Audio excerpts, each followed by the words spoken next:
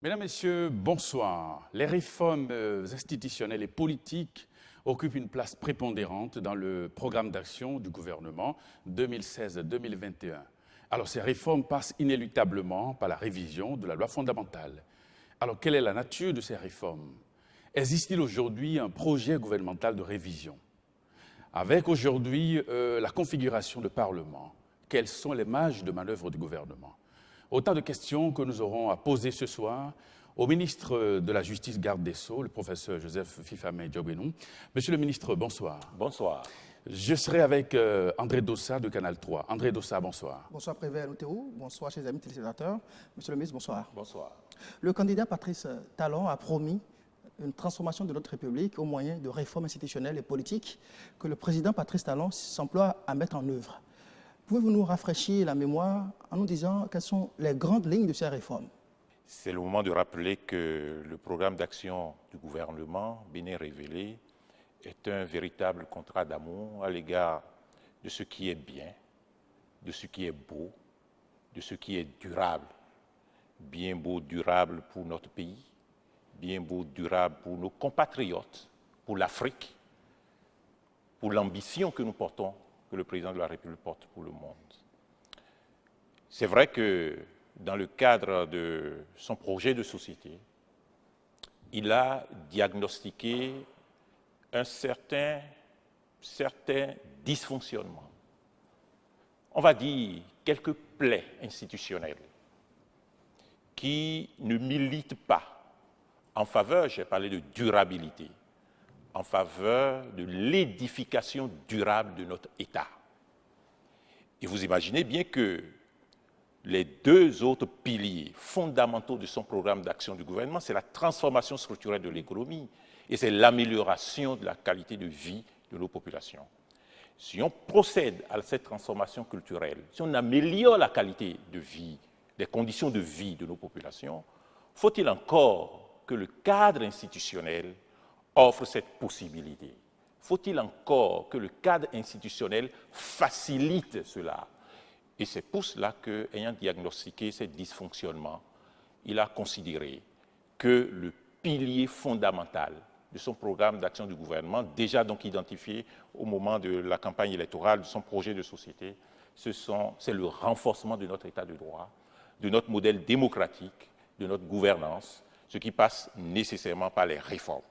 Et donc, ces réformes constituent, je veux dire, la fondation de ce que le président de la République porte comme ambition. Mettre du marbre, construire des routes, des ponts et chaussées, c'est vrai, ça peut durer. Mais cela durera beaucoup plus confortablement lorsque le système politique, l'état de droit est davantage renforcé. Alors, on va aller dans les détails à présent.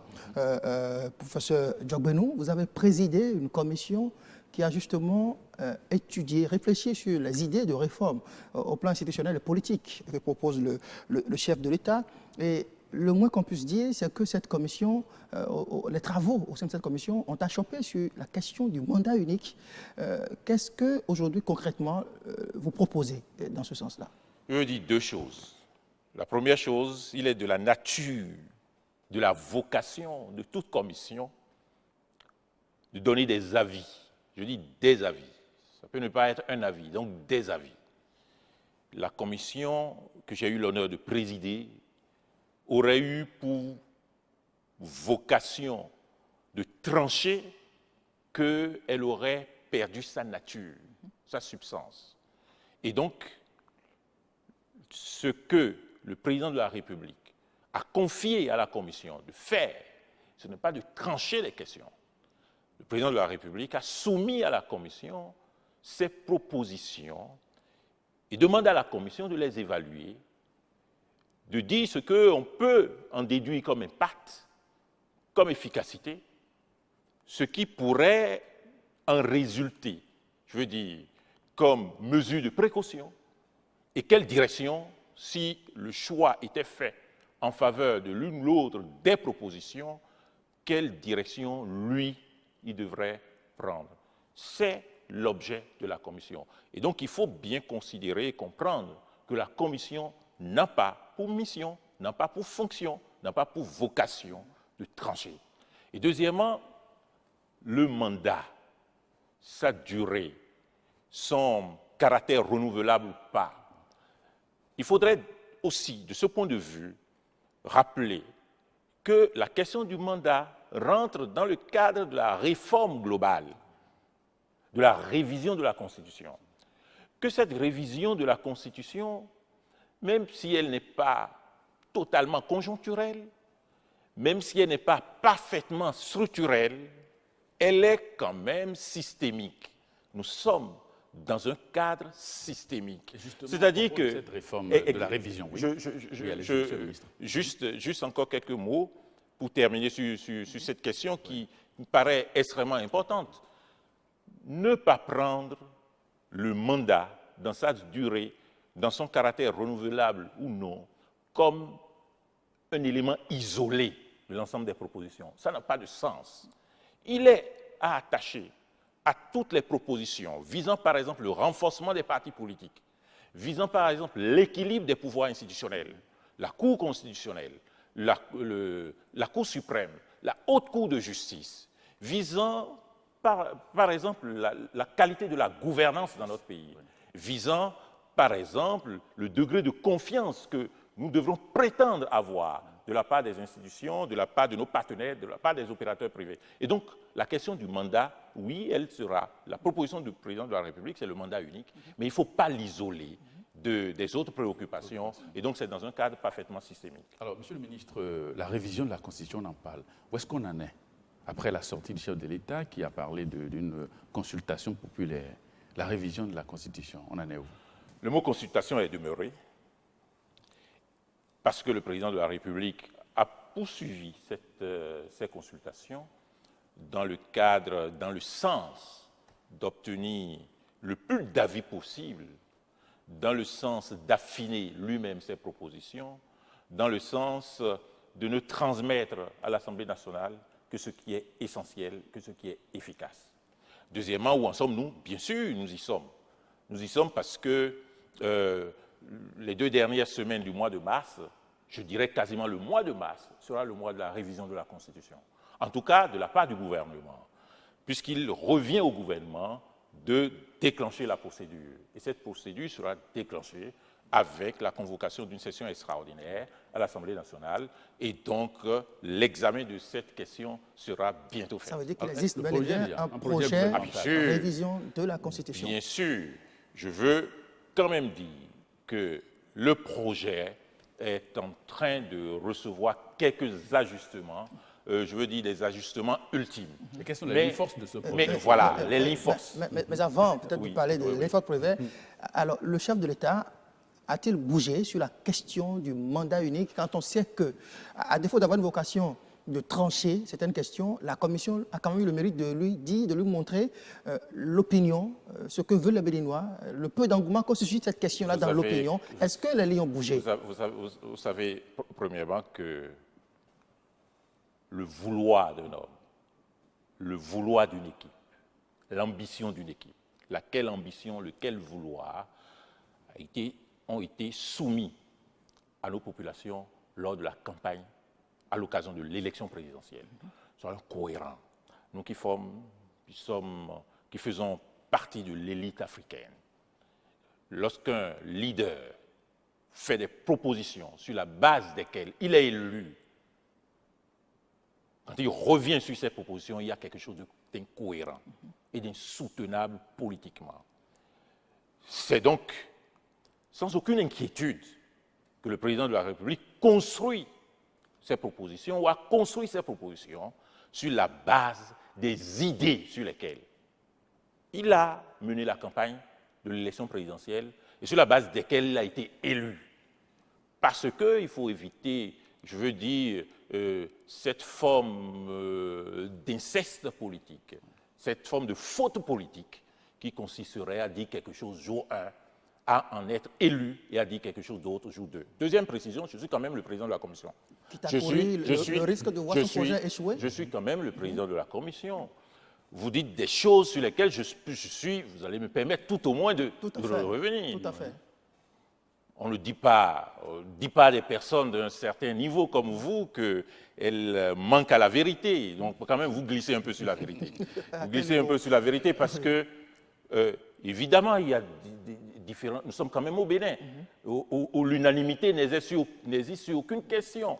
C'est notre qualité, c'est notre chance, que quelle que soit la situation, nous sommes dans une pluralité d'opinions, de diversité de comportements. Et de ce point de vue, oui, dans la commission, chacun a émis son avis.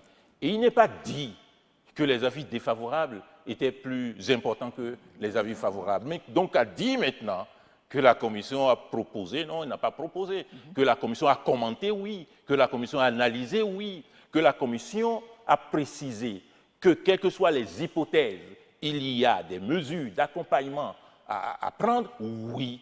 Et que le président de la République a tranché dans ses propositions, oui. Et que l'Assemblée nationale aura finalement à trancher, oui. Et donc, sur la proposition du gouvernement, du président de la République, oui, c'est le mandat unique. On reviendra tout à l'heure encore sur la question du mandat unique. Mais, monsieur le ministre, quelles sont les lignes forces de ce projet gouvernemental de révision? Parce que ce qui intéresse les Béninois.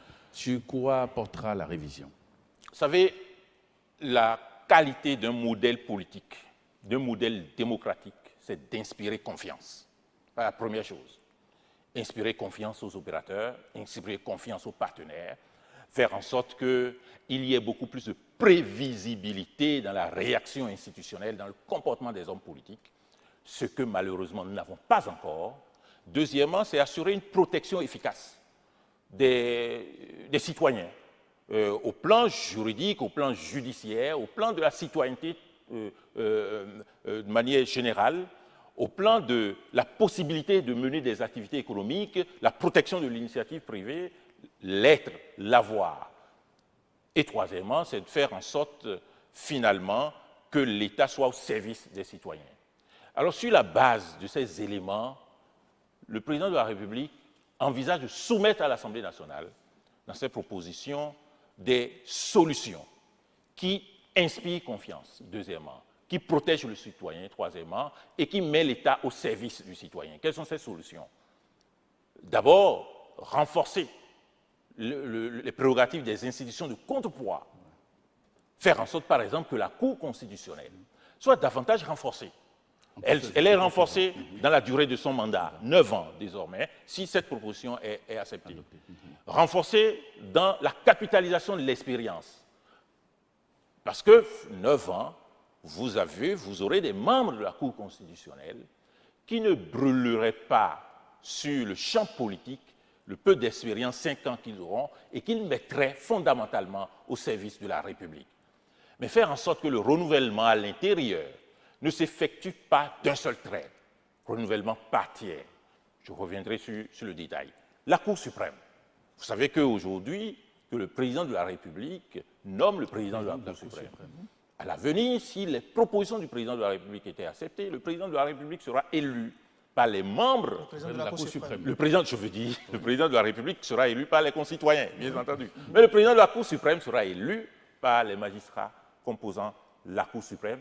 Lequel président de la Cour suprême sera à l'avenir le président du Conseil supérieur de la magistrature, qui est l'organe plus généralement d'administration, de prévention, de sanction en ce qui concerne les magistrats surtout, et qui a un regard beaucoup plus, je veux dire, on va dire professionnel, n'est-ce pas, beaucoup plus élevé sur le fonctionnement de la justice. Et donc, le président de la République se retire, le président de la Cour suprême devient président du Conseil supérieur de la magistrature. On va dire quelque chose qui vous intéresse, la haute autorité de l'audiovisuel de la communication. Vous savez qu'en ce moment-là, pendant que nous parlons sous la Constitution qui nous gouverne, le président de la République désigne trois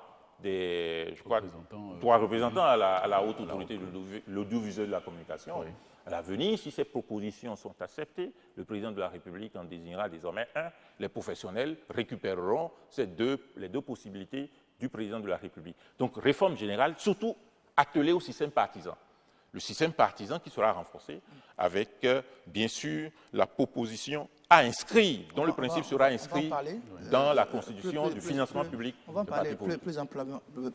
On observe que le président de la République propose que l'on dépouille le président de la République, le chef de l'État, de certain nombre de ses prérogatives. Quel est l'intérêt? Voyez, les éléments de langage ne sont pas appropriés. Quand vous me dites que le président de la République propose de dépouiller le président de la République, vous allez me dire, bon, il a proposé de dépouiller le président de la République de son pouvoir de nomination des hauts cadres. Oui. Vous n'avez pas ça. Il a proposé de dépouiller le président de la République de sa prérogative de présider le Conseil des ministres. Vous n'avez pas ça. Il a proposé de dépouiller le président de la République. Dépouiller sa prérogative de présider le CSM, le Conseil supérieur de la magistrature, de nommer. Voilà. Non, c'est pas exactement cela.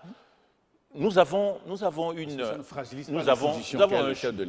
choix à faire. Oui. Nous avons un choix à faire de nous mesurer aux grandes démocraties parce que nous nous considérons comme étant un État grand, ou de nous mesurer aux démocraties qui sont, et pour leur bonheur, dans un état d'apprentissage. Le président de la République a considéré que nous avons besoin d'une justice respectable, d'une justice, on ne va pas oser le mot forte, mais d'une justice de qualité. La question que vous voudrez vous poser est de savoir quelle est l'efficacité de la présence du président de la République au Conseil supérieur de la magistrature. Quel rôle ça joue? Est-ce que cela élève la qualité de la justice, élève la qualité de l'État? Combien, quand il est là, le président de la République, Patrice Talon, a siégé au Conseil supérieur de la magistrature? Combien de fois les anciens présidents, quand ils étaient en fonction, siégeaient au Conseil supérieur de la magistrature? Je vais vous dire. Hein, est-ce qu'on est la présence vers une république des juges, monsieur le ministre? Vous prenez un cas isolé. Vous ne vous êtes pas interrogé sur les prérogatives du Conseil supérieur de la magistrature. Le Conseil, puisque c'est ce cas que vous prenez, seulement faire en sorte que le président de la République, que le président de la Cour suprême préside le Conseil supérieur de la magistrature, n'est pas d'élever, je veux dire, de construire une République des juges. La République des juges, peut-être vous en avez déjà, parce que nous allons parler tout à l'heure de la carte judiciaire. Absolument. Tous les États créent de nouvelles juridictions. C'est parce qu'ils ont intérêt à créer de nouvelles juridictions. Et le nôtre aussi. Donc ce n'est pas parce que l'on aura remplacé le président de la République par le président de la Cour suprême au Conseil supérieur de la Cour. C'est tout à fait le contraire. Parce que la composition ne sera pas une composition de corps. Parce que les prérogatives ne seront pas des prérogatives de la manière la plus absolue sur les juges. Parce qu'il y aura un organe de contrôle de l'activité de la magistrature. Actuellement, c'est l'inspection générale des services judiciaires. On ne vous a pas dit que le président de la République se dépouille de son autorité sur l'inspection des services judiciaires et que cette autorité serait transférée au Conseil supérieur de la magistrature. Donc il y a sans doute beaucoup plus de rumeurs, d'appréhension, de crainte, et vous savez bien, qui craint de souffrir, souffre déjà de ce qu'il craint. Avant de passer donc à la question attenante à l'indépendance de la justice, nous allons faire un tour à la régie pour vous proposer cet élément témoin qui nous permet de voir un peu les réactions, recueillir les réactions des acteurs judiciaires. L'indépendance de la justice, concept pas nouveau, mais il reste l'un des défis majeurs que le secteur judiciaire béninois attend de relever. Quand on parle de l'indépendance de la justice, il y a une notion sous-jacente à celle-là, c'est celle de la séparation de pouvoir. Si vous prenez notre Constitution, vous verrez à l'article 125 et suivant que le pouvoir judiciaire est indépendant du pouvoir législatif et du pouvoir exécutif.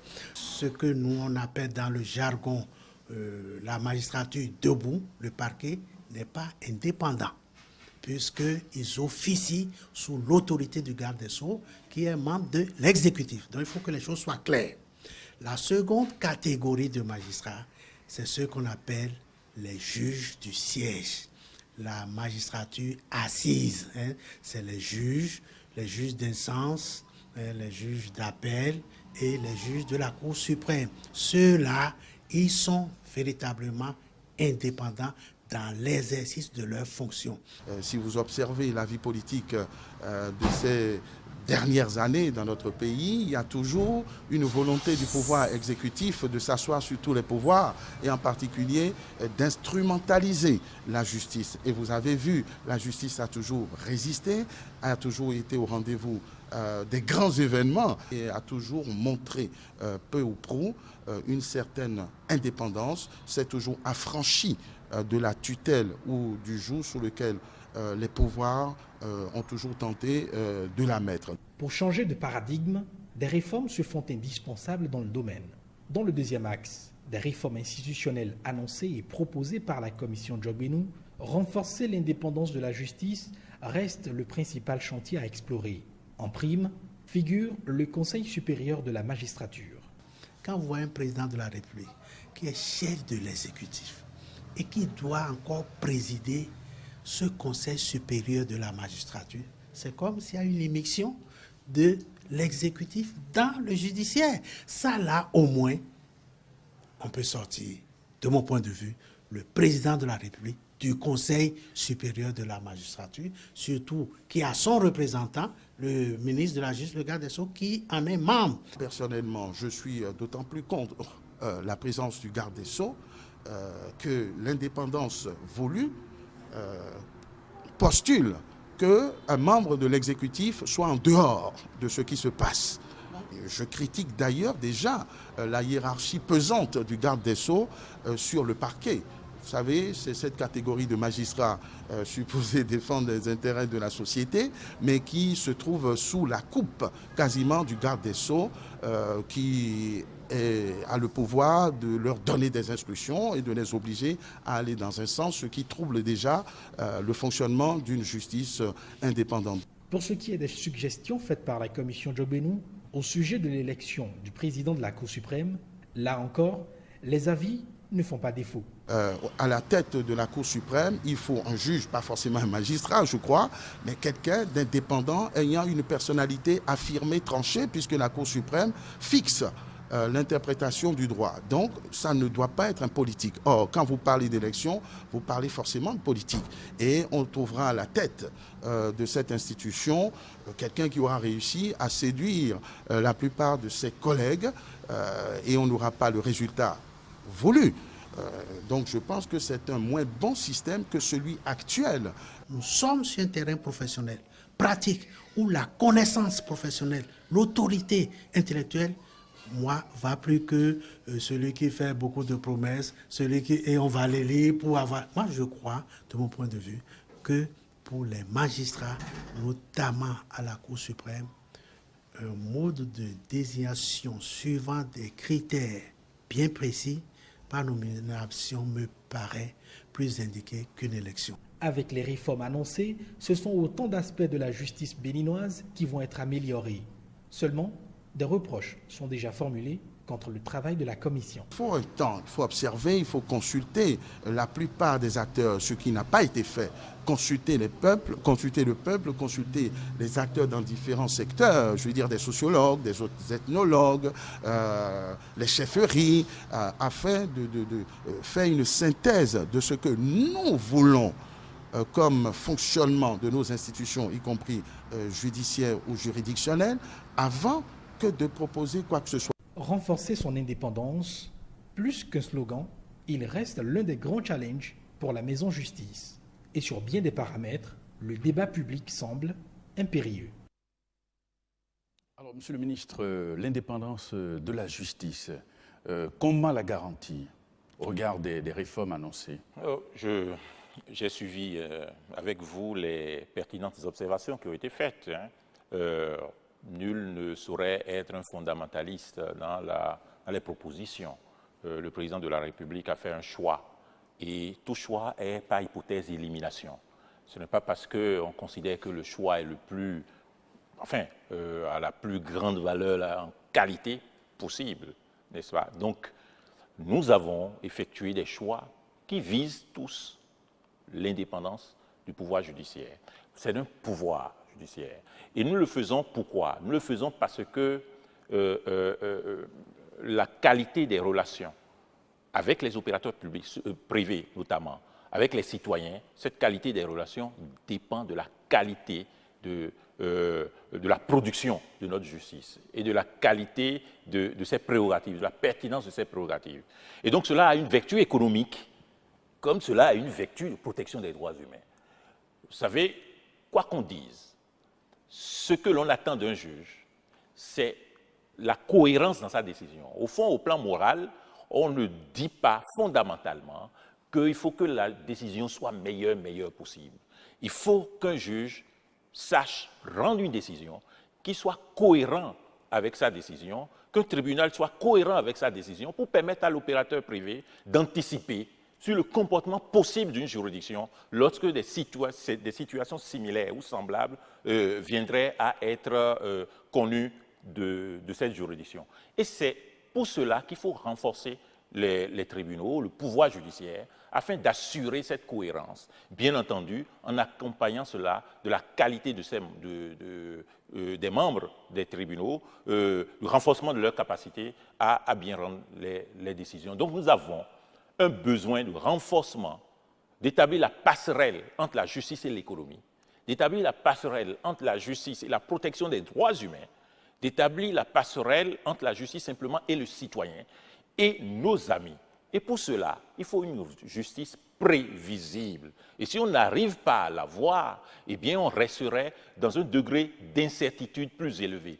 Et tous les États qui restent dans un degré d'incertitude au plan judiciaire plus élevé sont des États pour lesquels l'investissement coûte trop cher. Parce que tout investissement fait l'objet d'assurance. Et lorsque l'assureur évalue les risques de changement, les risques d'évolution, les risques d'incertitude, le pain de savon que vous achetez, ce pain de savon vous coûte trop cher par rapport à un État dans lequel la justice a une qualité dans la reddition de ses décisions, a une cohérence, a une prévisibilité. Voilà, ce que je voudrais dire pour conclure, c'est que les solutions qui sont proposées, nul ne dit que ce sont les solutions meilleures. Je voudrais répondre à une préoccupation qui a été exposée. On n'a pas, je me dis, consulté les chefferies, on n'a pas consulté, enfin, disons-nous les choses très clairement. Nous ne sommes pas dans la réécriture de la Constitution. Nous ne sommes pas dans la fondation d'une nouvelle République. Nous ne sommes pas dans la remise en cause générale. Et donc, nous n'avons pas besoin de considérer les états généraux de la République encore. Et de ce point de vue, je voudrais rappeler à chacun que le candidat Patrice Talon a été le seul qui a fait véritablement des propositions sur des points précis et que ces propositions, pendant la campagne électorale, a été évaluée, a été appréciée. Même à considérer que ce sont des réformes sur des points précis, il faut quand même se résoudre à reconnaître que ces réformes ont été soumises, ces propositions, je veux dire, ont été soumises lors de la campagne électorale à l'ensemble de nos concitoyens. Alors, on a entendu un nouveau confrère parler de la hiérarchie trop pesante de garde des Sceaux sur le parquet. Puisque vous parlez de l'indépendance de la justice, et il y a noté dans vos propos aussi que vous voulez une certaine occidentalisation de notre démocratie. Non, pas du tout. Sous d'autres cieux, on élit les procureurs. Qu'est-ce que vous proposez dans sens de vous allez me citer ces 2 ou 3 exemples d'états de ces cieux-là dans lesquels on élit. Je veux vous dire ceci. Aux États-Unis, par exemple. Oui, mais nous n'avons pas le même système. Nous avons un système romano-germanique, voyez-vous. Le système, il faut prendre soin de considérer le système. Lorsque vous changez démesurément, lorsque vous changez excessivement, le système est constitué d'éléments. Quand vous déréglez, tout le système tombe. Si vous commencez par élire les procureurs, comme aux États-Unis, tout le système tombe. Ça, c'est la première observation. Nous faisons des réformes, mais nous restons, je vous ai dit, ce sont des réformes systémiques. Nous restons dans le système, qui est le nôtre.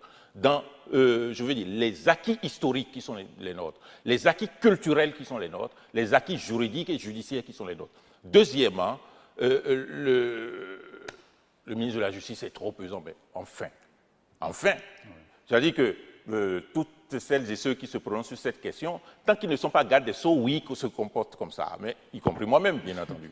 À partir du moment où on est garde des Sceaux, ministre de la Justice, votre point de vue a changé sur la question. J'aurais pu avoir la même opinion. Voyez-vous, j'aurais pu avoir la même opinion. Mais dans les réformes, il y a aussi l'aménagement du statut du garde des Mais Sceaux. si je n'ai pas la même opinion, c'est pour vous rassurer, vous autres, parce que vous craignez tout à l'heure la République des juges. C'est la première réponse. Et deuxièmement, oui, ce n'est pas efficace. Il faut se le dire. Il y a un trouble à Parakou, il y a un trouble à Boycon, à Abomey, hein, voyez, à qui on interroge, le ministre de la Justice, le ministre de l'Intérieur, etc. Il faut mobiliser les représentants de l'État. Pour mobiliser quelqu'un, avoir la chance de maintenir l'ordre public, il faut que la personne soit sous dans un rapport de subordination assez prononcé. Sinon, vous ne pouvez pas le réveiller. Si vous le réveillez et que c'est quelqu'un qui est élu ou que c'est quelqu'un qui est nommé par le président de la Cour suprême et qui vous disent qu'évidemment, bon, ce que vous considérez comme trouble à l'ordre public, à ses yeux, ce ne sont pas encore des troubles à l'ordre public. Deuxièmement, qui est le garant de la justice? Je ne dis pas du pouvoir judiciaire, c'est le président de la République. Si ça va mal, le garant du trouble de l'ordre public, c'est le président de la République. Le garant de la paix sociale, c'est le président de la République. Il faut qu'il ait des ressources humaines en capacité de réagir spontanément sous ces instructions, sous ces orientations. Le reste, on a des juges du siège qui apprécieront lorsque cela se fait mal ou lorsque les uns et les autres ont des griefs à exposer. Je pense que ce système mérite encore d'être maintenu. Alors, Monsieur le ministre, dans le cadre des réformes proposées par votre commission, il est question d'aménager le statut des magistrats du parquet. Comment cela peut-il se faire? Je viens de répondre à la question. Il n'est pas question d'aménager, de réaménager le statut des magistrats du parquet. Les magistrats du parquet resteront autant que faire se peut, magistrats du parquet. Vous savez, l'histoire du parquet, c'est quoi? Le parquet, c'est un espace dans lequel se retrouvaient toutes celles et ceux qui défendent, donc y compris les avocats. Donc ils ont, je veux dire, une histoire consubstantielle aux avocats. Ils restent debout, reçoivent les instructions de leurs clients. Il se trouve que les magistrats du parquet, qui sont des avocats, on parle d'avocats général dans les cours d'appel, enfin les substituts généraux d'avocats général, les avocats généraux à la Cour suprême, sont des avocats qui ont historiquement pour mission de conseiller leurs clients. Ici, le client c'est l'État, c'est la société. Et donc ça va rester comme ça, parce qu'il ne faut pas changer de nature aux choses, et aux êtres, et aux systèmes, et aux institutions. Nous allons rester dans la cohérence. Ce qui sera renforcé, c'est le statut du magistrat du siège. Et c'est ce que nous faisons aussi avec l'élection du président de la Cour suprême et, je veux dire, sur le remplacement du président de la République par le président de la Cour suprême. Je veux ajouter, au sein du Conseil supérieur de la magistrature, je veux ajouter que du point de vue statutaire, qu'il soit du siège ou du parquet, le magistrat est protégé. D'ailleurs, nous avons engagé une revue du statut des magistrats. Nous avons mis en place un groupe de travail sur lequel, sur ce sujet-là, de sorte à élever, je veux dire, la qualité de vie professionnelle, on va dire, des magistrats. Donc, qu'ils soient du parquet ou du siège, les magistrats sont sous un régime statutaire, le statut les protège, les règles déontologiques sont les mêmes, et le Conseil supérieur de la magistrature assure la même protection, une protection égale à l'égard des magistrats du siège et du parquet. Alors, Monsieur le ministre, quid de la nouvelle cadre judiciaire qui est annoncée dans le cadre de ces réformes? C'est une cadre renouvelée, c'est une carte renouvelée, c'est une carte progressivement étendue, c'est une carte dont l'objectif principal est premièrement, de rapprocher la justice du justiciable, deuxièmement, trouver des solutions aux difficultés économiques, aux besoins de satisfaction d'une justice économique. Je prends ce second volet. Ce second volet nous a conduit à obtenir de l'Assemblée nationale la loi portant modification de celle relative à l'organisation judiciaire dans le sens de la création des juridictions de commerce.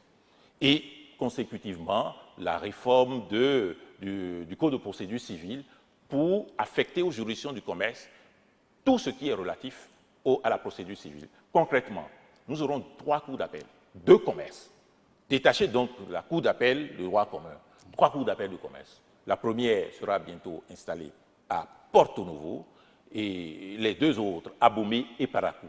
Nous aurons pareillement 3 tribunaux de commerce.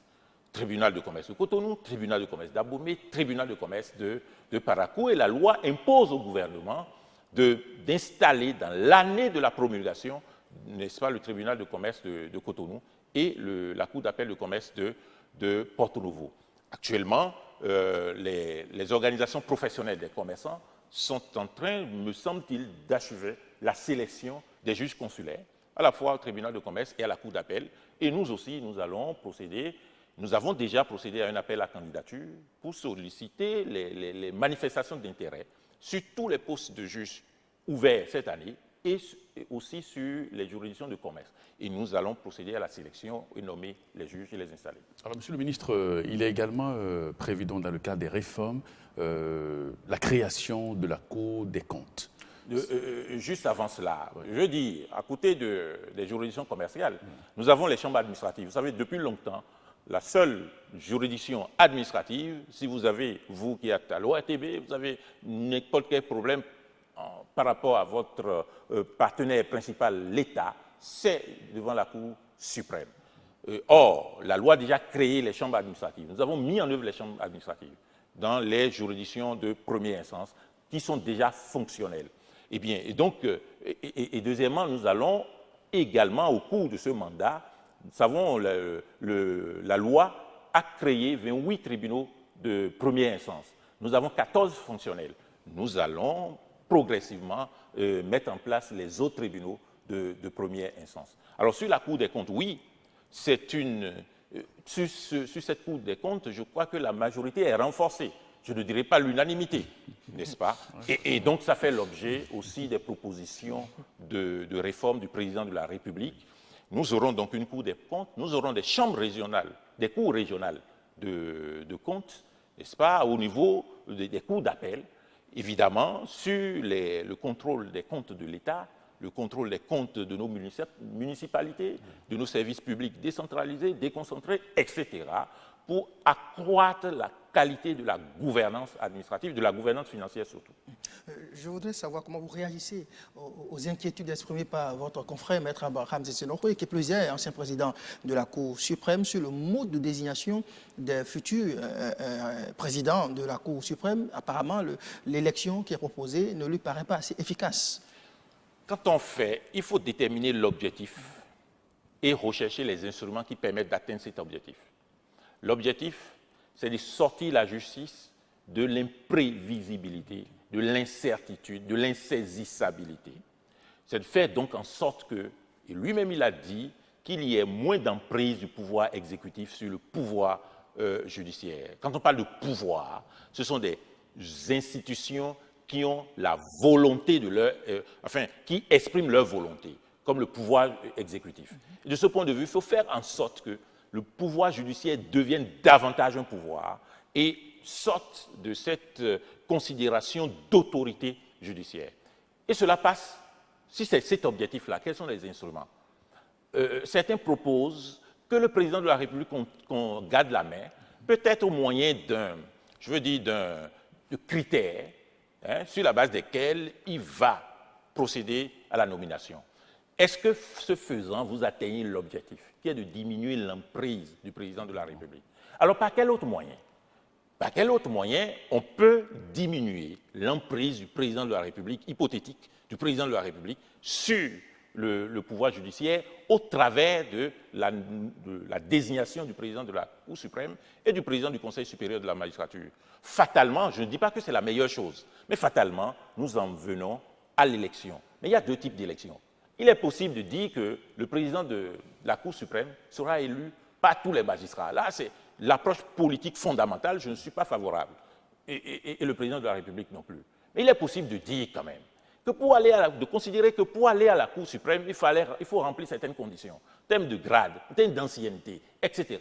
Et sans doute, grade d'ancienneté présume, ce n'est pas vrai dans tous les cas, la qualité. Et donc, quand on nomme des magistrats qui ont rempli cette condition, il est possible de dire, si ces magistrats à la Cour suprême procèdent à une nomination, probablement, ce sera la personne ayant le charisme, le niveau, la qualité. Et je veux ajouter que dans les propositions, il est fixé des critères.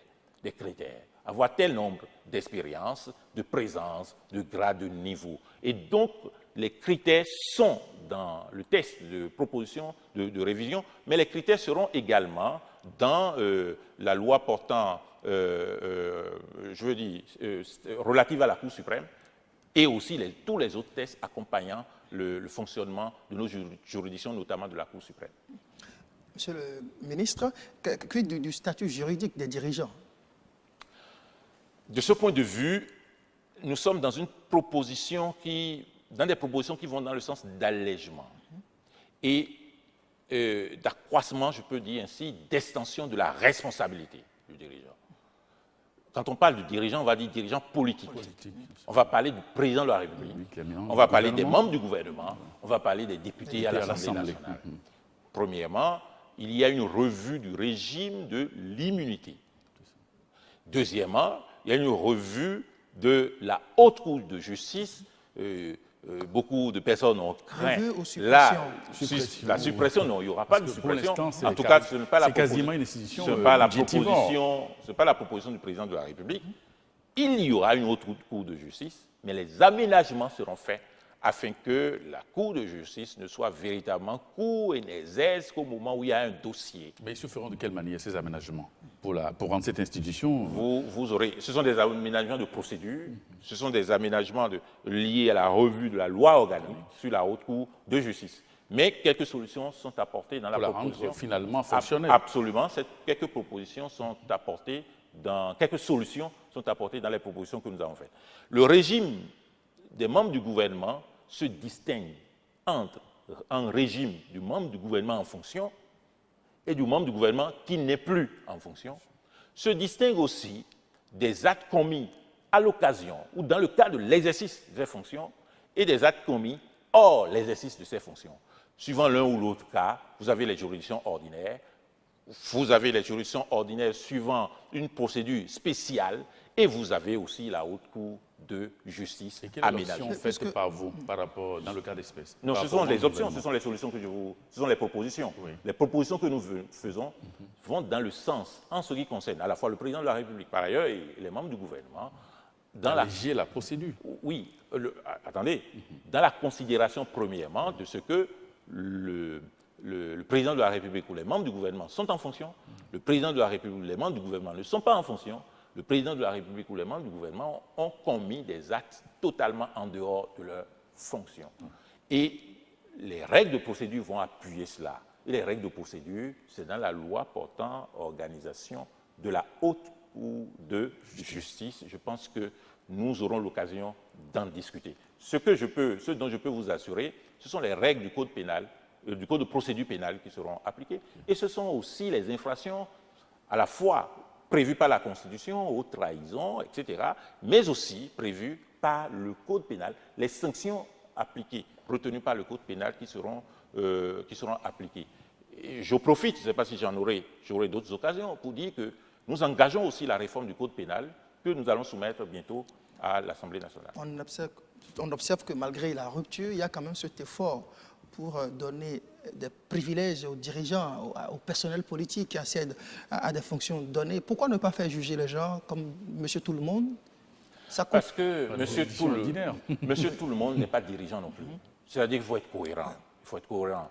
Vous voulez de l'efficacité dans l'action gouvernementale. Vous voulez que le ministre des Finances aille, à Rome, à Paris, à New York, n'est-ce pas, à Pékin, n'est-ce pas, et qu'il soit retenu au même moment par un juge d'instruction sur une convocation dont on peut éventuellement évaluer la qualité. Si c'est cela que vous voulez, nous aurons un régime qui serait dans une sorte de dysfonctionnement continu. Ce que l'on ne propose pas, c'est l'impunité organisée. Nous allons mettre fin à l'impunité à la fois, structurelle, issue de la Constitution du 11 décembre 1990. Pour le moins, nous allons faire en sorte que les hommes et les femmes qui osent s'engager en politique, et pendant qu'ils exercent leurs fonctions, non pas qu'ils soient couverts par les infractions, par la justice, alors qu'ils ont commis des infractions, qu'ils en répondent. D'ailleurs, dans la proposition que nous faisons, lorsque un ministre, est inculpé, lorsque un président de la République est mis en accusation, les fonctions sont immédiatement suspendues. Donc nous avons fait des propositions dans le sens de la lutte contre l'impunité, de la lutte contre la corruption, de la lutte pour la bonne gouvernance, mais il faut aussi assurer la cohésion, la cohérence, la solidité de l'action gouvernementale. Lorsqu'il s'agit de l'immunité parlementaire, en ce moment-là, qu'est-ce qui va changer? L'immunité parlementaire, premièrement, va rester. Parce que quand il faut satisfaire toutes les préoccupations. La première préoccupation, c'est de faire en sorte que le député, qui est un homme politique, qui peut être pour ou contre le gouvernement, n'est-ce pas, ait la faculté et la possibilité, sans aucune crainte, de s'exprimer. L'immunité, pour cela, va rester. Il faut qu'il soit dans son mouvement, dans son existence, il soit inviolable. Il ne soit pas appréhendé de n'importe quelle façon, de n'importe quelle manière. De ce point de vue aussi, l'immunité va rester. Mais enfin, il y aura des aménagements qui permettront, lorsque la situation l'exige, d'entendre, de poursuivre un député à l'Assemblée nationale. En fait, nous allons, si les propositions sont acceptées, nous allons réussir à éviter que notre Assemblée nationale se transforme en un refuge de personnes, de personnalités, et qui auraient mis à mal notre économie. Voilà. Alors, avant de continuer cette émission, nous allons faire un tour à la régie. Et cette fois-ci, c'est pour y suivre un élément sur les réformes relatives au système partisan. Nous devons revoir les choses de telle sorte que nous ayons au Bénin un nombre de partis réduit. Le Parti du Renouveau démocratique, PRD, jette ainsi les bases de son ouverture à d'autres formations politiques. Au lendemain de la conférence nationale, beaucoup d'associations de développement se sont muées en partis politiques. La somme des expériences n'est pas reluisante. Nous avons fait 2 expériences. Une démocratie libérale, qu'on le veuille ou non, au début des années 60, et puis après le monopartisme. Nous avons fait ces 2 expériences, et c'est au regard des errements de ces 2 périodes que nous avons fait le choix en 90 de rentrer dans le multipartisme intégral. Nous sommes aujourd'hui à plus de 200 partis.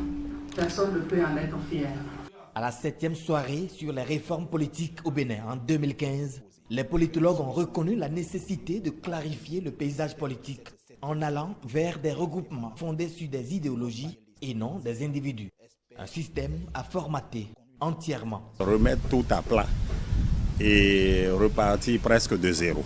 Reprendre la charte des partis, le statut de l'opposition et voir ce qui ne va pas. Mais c'est tout l'État qu'il faut réformer. Aucun président jusqu'à maintenant n'est sorti du système partisan, n'a émergé du système partisan. Ils ont tout le temps été en cours. Si on était dans le domaine du cinéma, on appellerait ça de la figuration. Je rêve de ce que le Ghana est devenu en termes de système partisan. Formidable d'avoir 2 camps, comme au Nigeria. Le système partisan devrait être le fondement de notre démocratie. Et c'est ce système partisan aujourd'hui qui a extrêmement de problèmes. Mais pour d'autres, la réforme du système partisan béninois doit être abordée avec circonspection. Pour réduire le nombre de partis, il y a pas mal de choses sur lesquelles on peut jouer. Vous pouvez jouer sur le mode de calcul qui permet de répartir, d'affecter un nombre de députés par circonscription. Si vous utilisez ça dans un certain sens, vous allez avoir seulement rien que les grands partis qui vont pouvoir avoir des gens. Mais si vous l'utilisez dans un autre sens, vous ouvrez complètement. Donc, il faut vraiment savoir qu'est-ce qu'on veut. Et ce qu'on veut, les conséquences que ça a, comment on les gère. Essayer de mettre un peu en réserve ce qu'on voudrait, ce qui est peut-être notre idéal politique ou politicien, pour dire qu'est-ce qui est le plus réaliste, qu'est-ce qui tient le plus compte. La nécessité des réformes politiques a été au centre de la communication du président Patrice Talon pendant la campagne électorale et contextualisée dans son programme d'action du gouvernement. Il s'agira de définir les conditions du choix des candidats pour chaque niveau d'élection, du cadre de la socialisation politique et des règles de l'animation de la vie politique. Alors, Monsieur le ministre, comment faire aujourd'hui pour donner un nouveau souffle au système partisan béninois? Il faut partir déjà des constats, et ce qui a été exposé est réel, que nous sommes dans une sorte d'absence, n'est-ce pas, des partis politiques dans les choix les plus élevés. Et que si nous avons encore des partis politiques qui se regroupent, c'est compte tenu des exigences des lois électorales et du contexte sociopolitique. Et quand on fait ce constat, pour le regretter, il faut en rechercher la cause. La cause aussi, c'est l'absence de financement des partis politiques.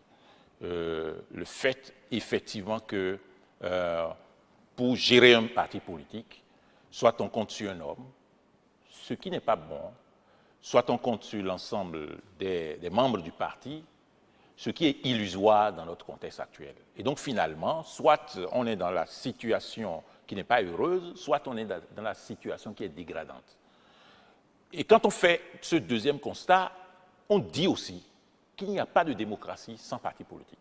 Il n'y a pas de démocratie sans système partisan. D'ailleurs, la présence de partis politiques bien construits, qui fonctionnent correctement, est l'une des conditions de la lutte contre la corruption d'une manière générale, pour la transparence ensuite, et surtout que dans tous les maux que nous déplorons dans l'environnement politique. Et donc, quand on fait ces 3 points, on dit qu'il y a une nécessité d'aller au secours des partis politiques. C'est l'État qui gagne. Le président de la République a choisi de renforcer les partis politiques par des réformes qu'il espère qui seront acceptées, les propositions qui seront acceptées, parce qu'il sait que d'abord, déjà, c'est l'État qui en profite. Ce sont nos administrations qui en profitent. C'est notre économie. Ce sont des ressources que nous perdons excessivement dans les périodes électorales, que nous économisons pour des travaux d'intérêt commun. Alors, de ce point de vue, sa solution, c'est quoi? Premièrement, dans la Constitution, régler la question du financement des partis politiques en proposant qu'il soit établi le principe dans la Constitution que l'État doit mettre à la disposition des partis politiques un fonds qui les accompagne. Lui-même, pendant la campagne électorale, il l'a déjà proposé. Et dans le programme d'action du gouvernement, cela a été inscrit. Mais il faut que la révision de la Constitution permette de modifier légèrement l'article 5 de la Constitution pour inscrire cette obligation du gouvernement à accompagner. Deuxièmement, la loi. Certains ont parlé de la loi sur le statut des partis politiques. Il faut réformer cette loi-là. Évidemment, la mise en place d'un financement public des partis politiques appelle la réunion de certains critères, parce que l'on ne financera pas les partis mononucléaires, on ne financera pas les partis, à but touristique, c'est-à-dire que la participation aux élections devient une question touristique. Alors, l'État financera les partis qui ont une dimension nationale et qui, dans leur représentativité à l'Assemblée nationale, excèdent le socle sur lequel, initialement, ils ont été bâtis. Quelles sont les propositions concrètes que vous faites dans ce sens? Je veux vous dire qu'il y a proposé, par exemple, un double critère. Le double critère, un quotient, n'est-ce pas, un quotient en termes de pourcentage, n'est-ce pas, sur l'ensemble des circonscriptions. Avoir réuni tel nombre de voix, tel pourcentage de voix, par exemple, ou bien, à l'occasion de l'élection des députés à l'Assemblée nationale, avoir tel pourcent d'élus comparativement à l'ensemble de la représentation nationale, qui permettent finalement d'avoir 2 ou 3 grands groupes à l'Assemblée nationale, 2 ou 3 grands partis politiques dans le pays. Et parce que le financement sera consistant, parce que l'État portera son regard sur la gestion de ces fonds publics, vous écoutez ce qui se passe ailleurs. Et donc, évidemment, chacun ferait en sorte que la démocratie revienne d'abord au sein des partis politiques, qu'il n'y ait pas de possibilité d'accaparement des partis politiques, parce que c'est un vice démocratique quand il y a un accaparement des partis politiques, et que le jeu se déroule de manière beaucoup plus ouverte. Nous ne disons pas que c'est la seule solution, mais c'est l'une des solutions fondamentales pour assainir notre environnement politique. Monsieur le ministre, plusieurs clubs électoraux ou partis uniques de région peuvent se mettre ensemble et former quand même un grand groupe qui produise beaucoup d'élus à l'Assemblée nationale et ait un bon chiffre au plan national quand on fait la somme des circonscriptions. Est-ce que votre solution permet de régler la question du régionalisme? D'abord du régionalisme et ensuite de la transhumance, du nomadisme politique. Parce que, évidemment, le critère retenu va prendre en considération la composition de l'Assemblée nationale lors des dernières élections. Un autre élément n'interviendrait pas. Évidemment, à l'occasion des débats à l'Assemblée nationale, on pourrait examiner la possibilité d'introduire d'autres critères. Et donc, la lutte contre le régionalisme, je vous ai dit, il faut sortir de son cadre. L'enfant qui veut aller loin doit franchir les portes de sa maison. Un parti politique qui veut rayonner sur le pays doit franchir les portes de sa maison. On verra ça dans la composition des bureaux de ce parti, dans l'adhésion un peu, et évidemment rendre effective la présence lors de la constitution des citoyens de toutes nos régions possibles. Et donc ces critères-là, ce sont les critères qui vont intervenir dans la loi. Ce sur quoi nous allons nous attarder dans la révision de la Constitution, c'est le principe de financement public des partis politiques.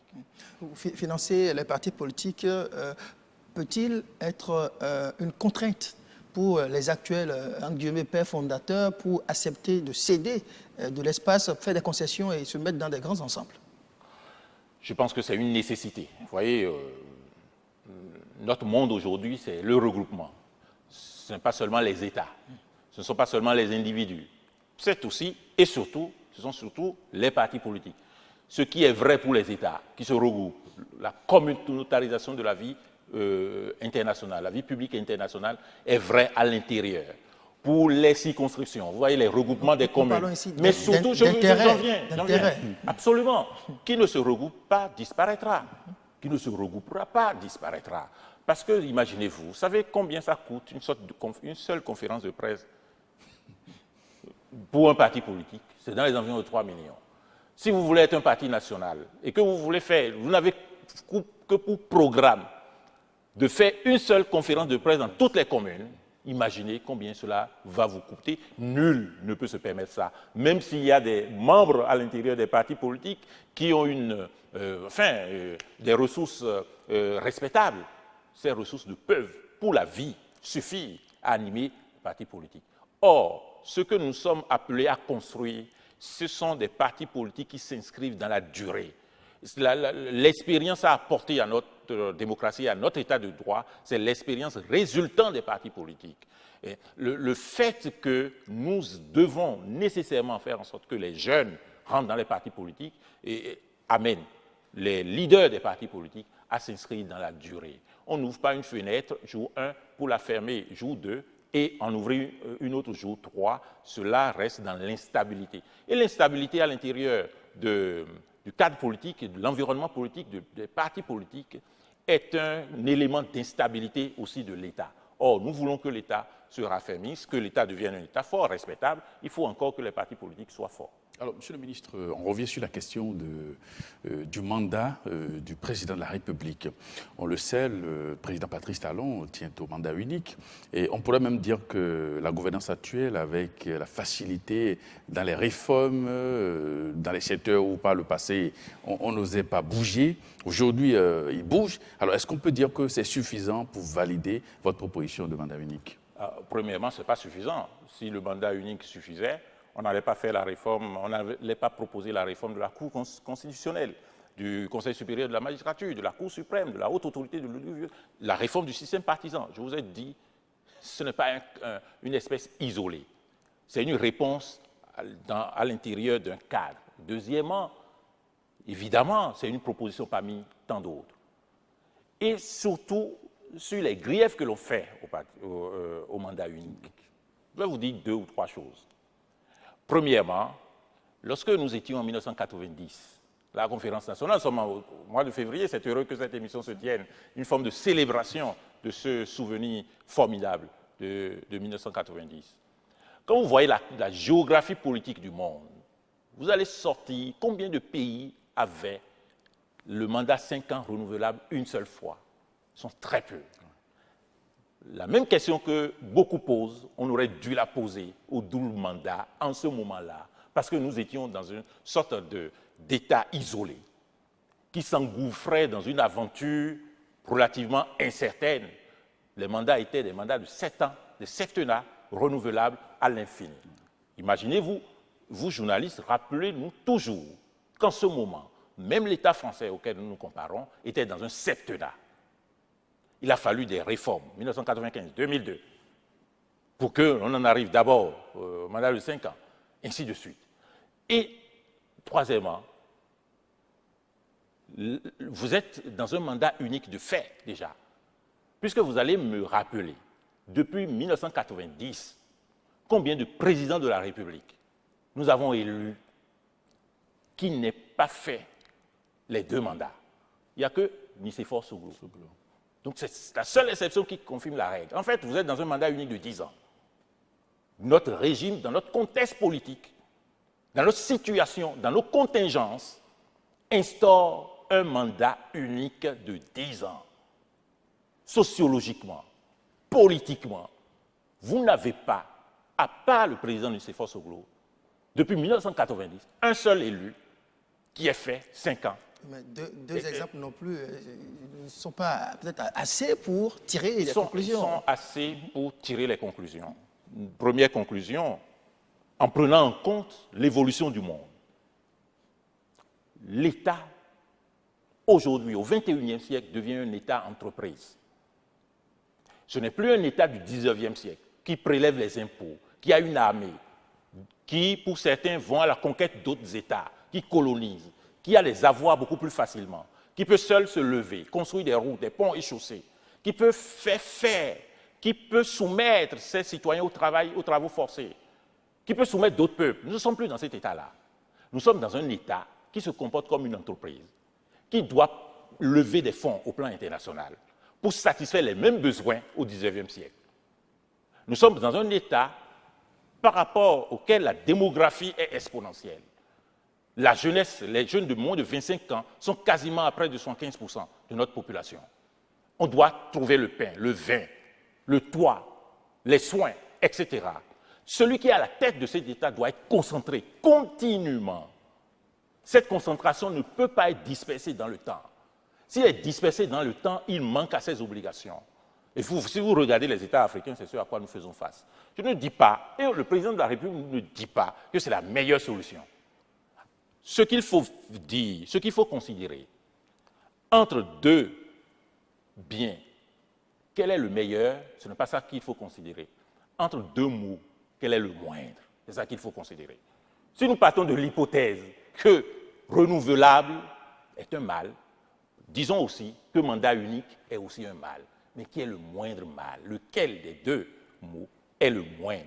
Si vous réglez la question, vous allez dire finalement, parce que nous voulons une institution, nous voulons un État qui ait la confiance des autres, un État dans lequel on peut investir, nous avons un programme partenariat public-privé, durabilité, un État dans lequel le gouvernement ne fait plus tout, un État dans lequel les espaces publics ne sont pas occupés par un homme, c'est son image, dans lequel on ne cultive pas la personne, on cultive l'institution. Vous allez me dire, entre ces 2 mots-là, quel est le moindre? Mais que répondez-vous à ceux qui pensent que le mandat unique serait peut-être une réponse à la faillite du régime de faim? Non, pas du tout. Pas du tout cela. Il n'y a pas que le régime de faim. Et il n'y a pas que le régime que nous avons, auquel nous avons succédé. Il y a aussi les autres régimes. Il y a aussi les autres régimes africains. Il y a aussi les autres régimes au plan mondial qui ont le système du renouvellement à l'infini. Vous allez faire un exercice, chers amis, vous allez faire un exercice de la cartographie politique du monde. Vous allez identifier les États dans lesquels les mandats sont renouvelables. Vous allez voir, à l'exception de quelques-uns, leur marge de progression économique, leur marge de structuration de la société et leur capacité de répondre aux besoins. Celui qui dirige doit être concentré. Celui qui dirige doit s'inscrire de plus en plus, et ce sont les exigences de ce monde dans lequel nous vivons, dans une sorte de finitude absolue, pour être concentré, pour avoir les réponses qu'il faut au moment opportun aux problèmes qui se posent à ses concitoyens. Si nous voulons que le pouvoir s'exerce avec humilité, si nous voulons que chaque décision soit appliquée dans un temps raisonnable, si nous voulons ne pas renvoyer beaucoup de choses au lendemain, si nous voulons faire en sorte que les partis politiques que l'on renforce rentrent dans le jeu, que ce soit eux qui aient des programmes politiques et que ce soit les personnes qu'ils désignent au sein de ces partis, qui font la compétition politique, qui appliquent ces projets politiques, nous aurons des États forts et nous aurons de moins en moins des hommes et des femmes forts. Et c'est ce dont le président de la République rêve pour son pays. Le président de la République a dit qu'il a envie d'être porté en triomphe à la fin de son quinquennat. Mais pourquoi donc veut-il priver le peuple des performances qui auraient amené ce dernier à le porter en triomphe? Je dis, vous savez, n'oubliez pas ce qui est pertinent, ce qui est efficace. En toute vérité, il faut regretter, effectivement, qu'un homme bon parte. Il faut préférer regretter qu'un homme ou une femme très correct, très bon, vous quitte que d'avoir souffert d'un homme mauvais qui dure. On n'exclut pas qu'il y ait un président qui soit bon, mais qui fasse 5 ans, 6 ans, mais qui parte. Et pourquoi donc? Et je voudrais vous dire, laissez-moi terminer, finir avec cette idée-là. Vous allez aussi faire une recherche pertinente. Parmi les hommes, pendant un siècle, qui dirigent les pays, vous allez retenir combien de fois on a des hommes bons, des femmes très correctes à la tête des États. Si vous arrivez, pour un siècle, dans un État qui a eu 10, 20 présidents, si vous arrivez à avoir le tiers que les peuples ont retenu, qui soit très bon, alors notre réforme ne passera pas. Mais si vous considérez qu'on a rarement des hommes bons, il faut dans le système institutionnel des forteresses, des garde-fous, pour que le plus mauvais, lorsqu'il sera là, qu'il ne détruise pas tout. C'est le fondement, la fondation, l'orientation des propositions que nous faisons. Ne disons pas qu'il y aurait des hommes ou des femmes bons, des hommes et des femmes bons, parce que les jeunes élèves nous suivent. Ouais. C'est la conjonction de coordination qui m'amène à dire les hommes et les femmes bons. Et donc, il n'est pas exclu que nous ayons des hommes et des femmes bons, mais nous avons très peu de chances d'en avoir tous bons et d'en avoir majoritairement bons à la tête de notre pays. Nous, le président de la République y compris, il dit « attendez d'abord la fin de mon mandat. Si je suis bon, vous allez m'applaudir. » Mais il faudrait, encore une fois, que les institutions trouvent des solutions, élèvent les garde-fous pour que nous n'ayons pas à souffrir dans la durée des hommes et des femmes mauvais. Monsieur le ministre, est-ce qu'il n'est pas non plus bon de... il est quand même intéressant aujourd'hui d'encourager et de récompenser quelqu'un qui a fait un mandat unique, qui a réussi, en lui donner un nouveau mandat, plutôt que de laisser la place à d'autres qui viendront entraîner le pays dans la catastrophe. Bien sûr, nous avons toujours dit ça. Hein? Et vous ne l'aurez pas dans tous les États africains. Une seule élection présidentielle qui n'ait pas évoqué ces arguments-là. Et vous savez dans quel État nos États se trouvent. Si c'est cet argument-là, vous avez dans tous les États, je ne vais pas citer. Que si les pères fondateurs des États-Unis avaient réfléchi ici, ils n'auraient pas connu les Roosevelt et consorts. Non, mais je vous dis que nous sommes dans un monde qui change avec les fonctions de l'État, qui change avec le modèle de l'État. Vous voyez, le modèle de l'État. Aujourd'hui, l'État s'assoit et signe une convention avec un opérateur privé. Vous n'avez pas ça au XVIIIe siècle. Vous n'avez pas ça au XVIIIe siècle. L'État s'engage.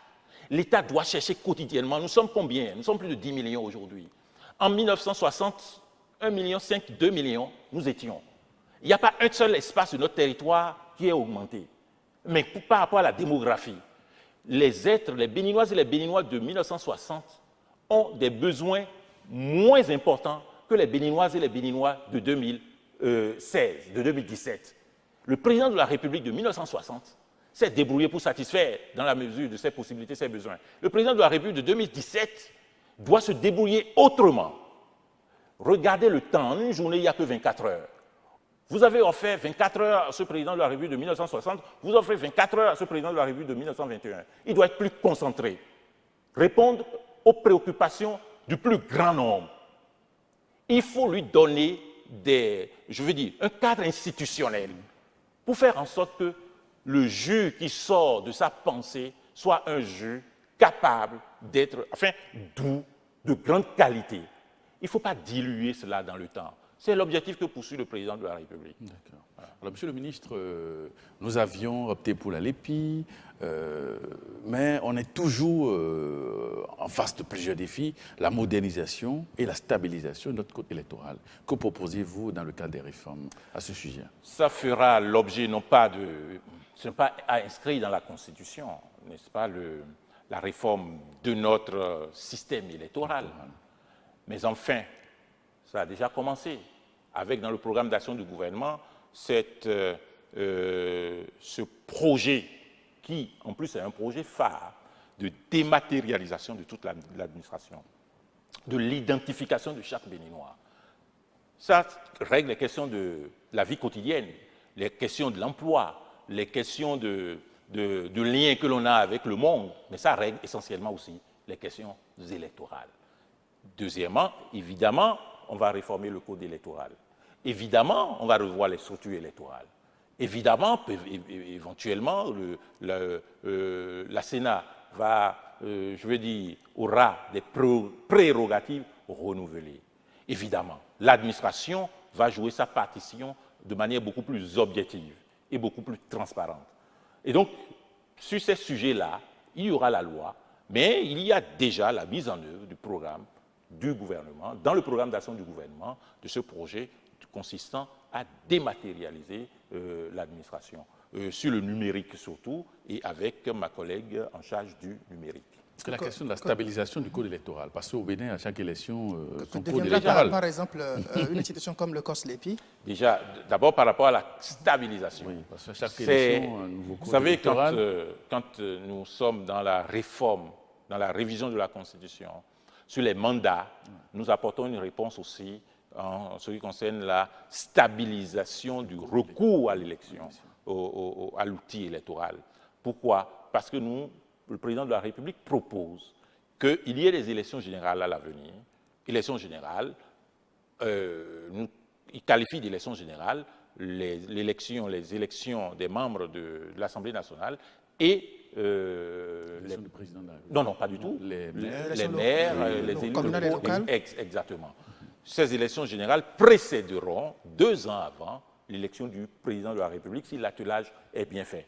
De sorte qu'on répond à un autre grief. On n'aura jamais l'occasion de juger le président. Le seul jugement, c'est le jugement politique qui vaille. Nous avons déjà répondu à la responsabilité pénale du président de la République et des membres de son gouvernement. Si c'est le jugement politique, le fait de tenir les élections générales 2 ans à mi-mandat quasiment permet aux citoyens soit d'approuver l'action du président de la République, soit de réprouver l'action du président de la République. Et c'est un élément aussi de stabilisation du jeu électoral. Sur la question du COSLEPI, ça va devenir quoi, le fichier électoral national? Les députés vont répondre parce que c'est une loi qui a instauré le COSLEPI. Et il vous souviendra que cette loi a été adoptée, c'est d'ailleurs une proposition de loi pour régler des questions circonstancielles, conjoncturelles.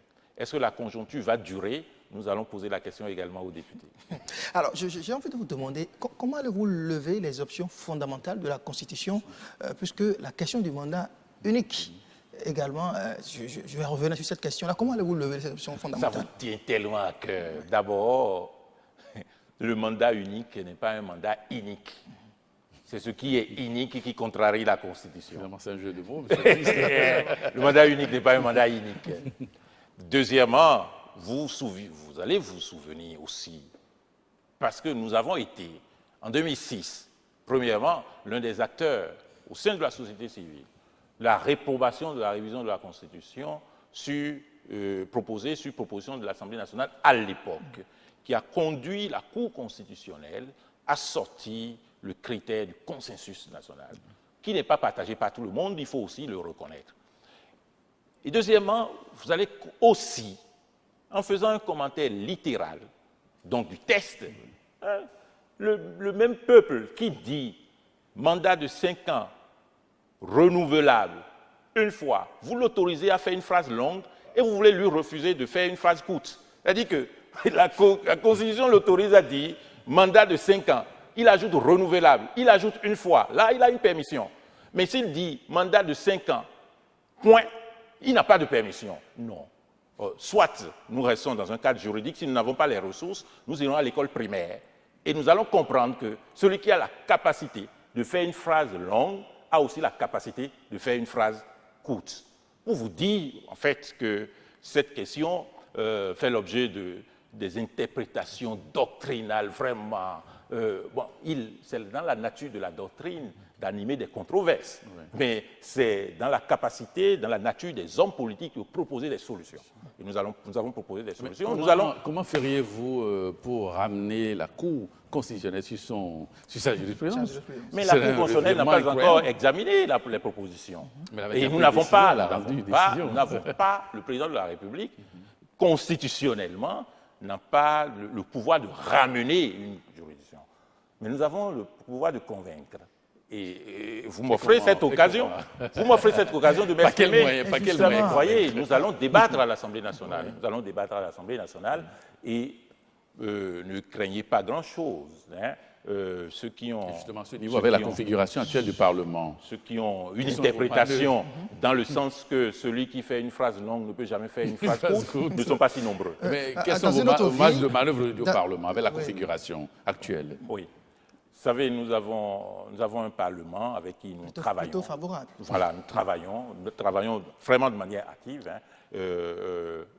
Je vous ai parlé de la loi relative aux juridictions commerciales.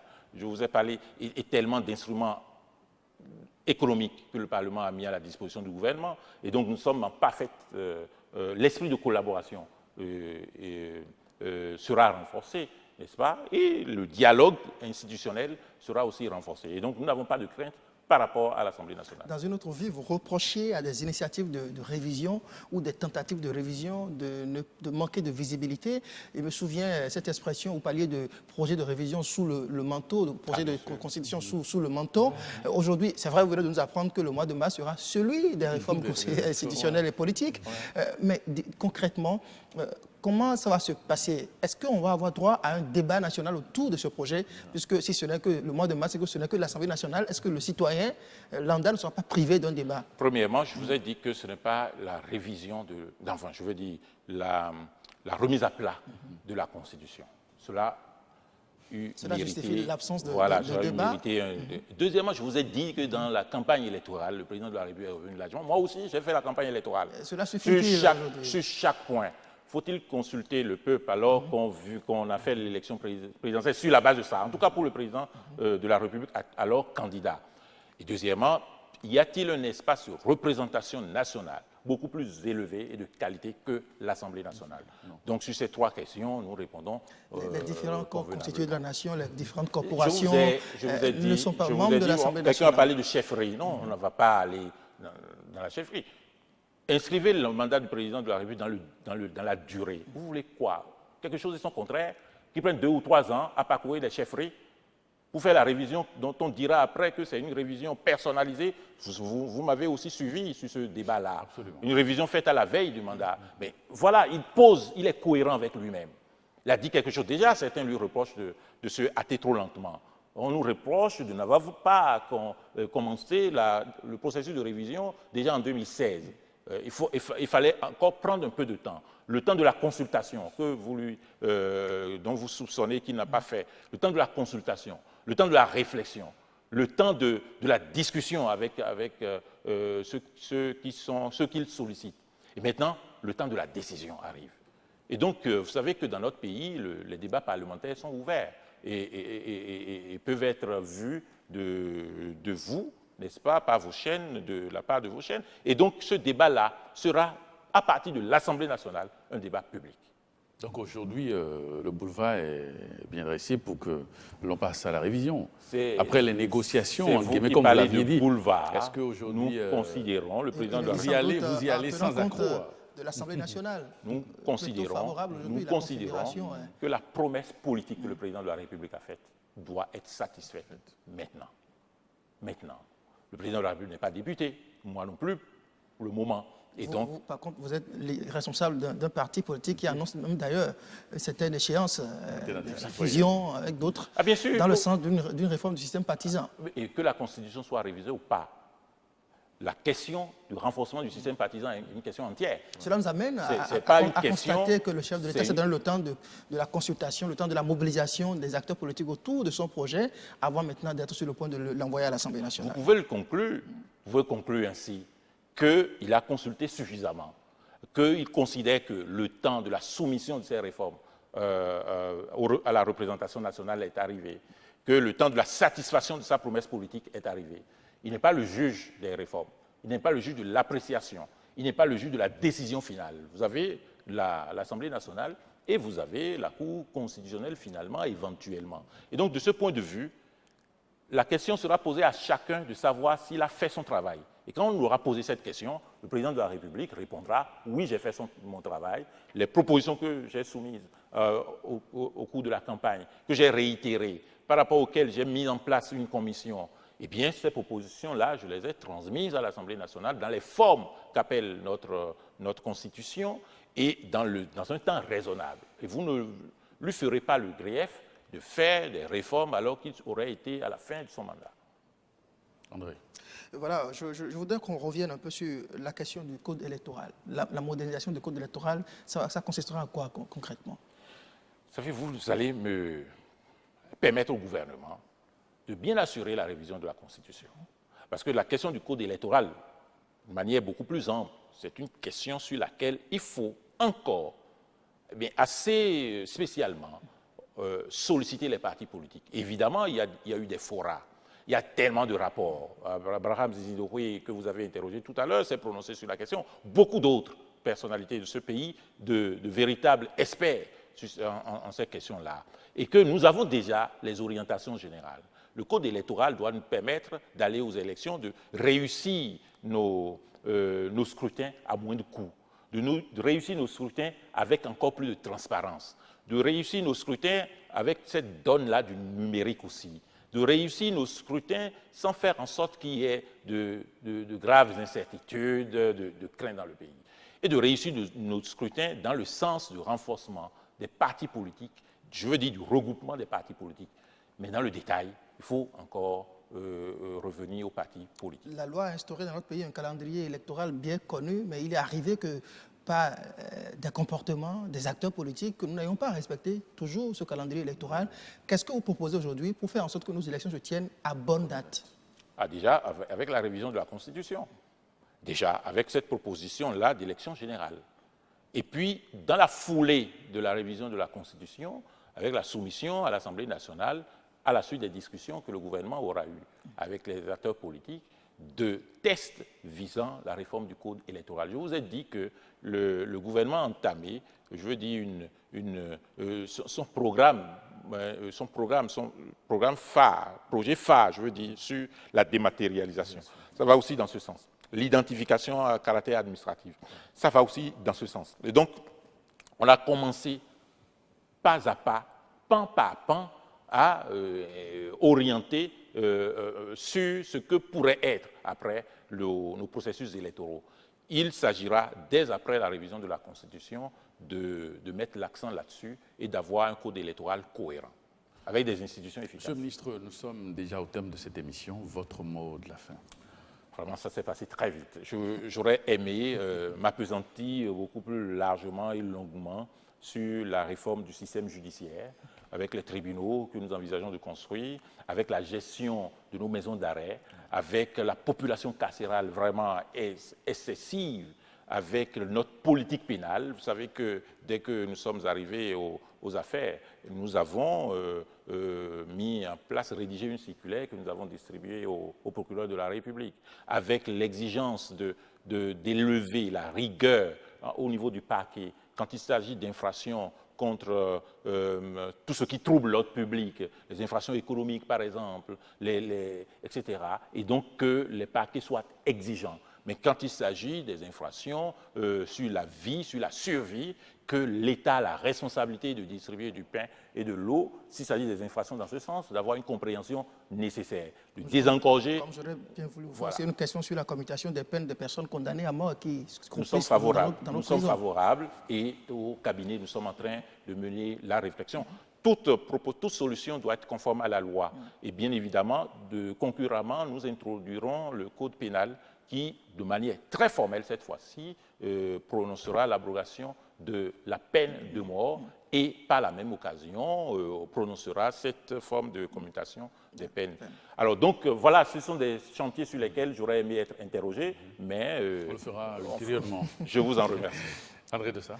Merci, Prévert. Merci, Monsieur le Ministre, d'avoir répondu à nos questions. Merci. Amis téléspectateurs, c'est la fin de ce premier numéro. Merci de nous avoir suivis et à très bientôt.